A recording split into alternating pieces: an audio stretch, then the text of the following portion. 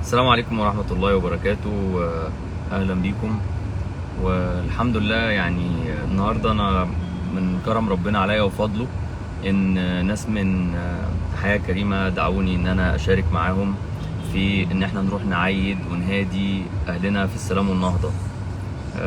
نسلم عليهم ونشوفهم ونطمن عليهم ونقعد معاهم شوية، نتشرف بالقعدة معاهم. ويعني لما اتطلب مني يعني ان هل تحب تشارك، انا اصلا ما سمعتش تفاصيل، قلت انا جاهز. قال لي يعني ابعت الفيست، قلت له ابعت الفيست، او الفيست زي الفل اهو. وانا كده حياه كريمه خلاص، وده شرف ان احنا نبقى حياه كريمه، لان دي حاجه بنعملها ابتغاء وجه الله سبحانه وتعالى.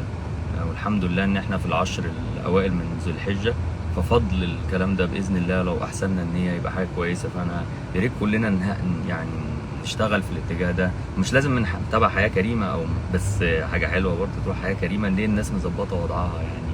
هتروح تساهم على طول، اللي عايز يتطوع ساعه يتطوع، اللي عايز يتطوع نص ساعه يتطوع، اللي عايز يتطوع 10 ساعات يتطوع.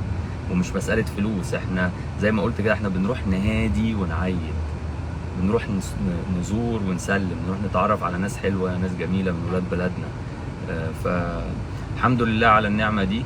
وانا مبسوط الحمد لله ان رايح هناك، واتمنى ان انا اقابل الناس المتطوعين، واتمنى ناس كتير تتطوع. فانا بقول لكم ده مش اعلان، احنا ما بنعملش اعلانات للناس اللي بتشتغل شغل حلو، احنا بنقول للناس انتوا استفيدوا بانكم تشاركوا معانا.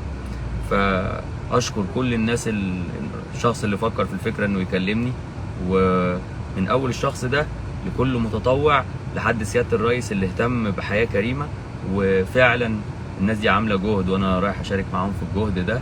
واتمنى تبقوا معايا المره الجايه بقى، ممكن نعمل طلعه كده، الناس اللي نعمل يوم كده حياه كريمه طالعين كده كلنا، بس هنبقى عددنا كبير ولا ايه؟ ربنا يستر بقى. المهم يعني عبد الرحمن زيدان بيقول لي امي بتقول لك جدع يا باشمهندس، يا ربنا يجازيك الخير، ربنا يتقبل مني ومن حضرتك ومن ابنك المحترم اللي بينقل رسائل والدته ده، ويا رب يتقبل منا جميعا. معلش احنا محتاجين ننطلق، انا حبيت اعمل الفيديو ده عشان ايه؟ علشان يعني عايز اقول اللي يقدر يعمل خير قبل المغرب ما يعمله، واللي يقدر يعمل خير.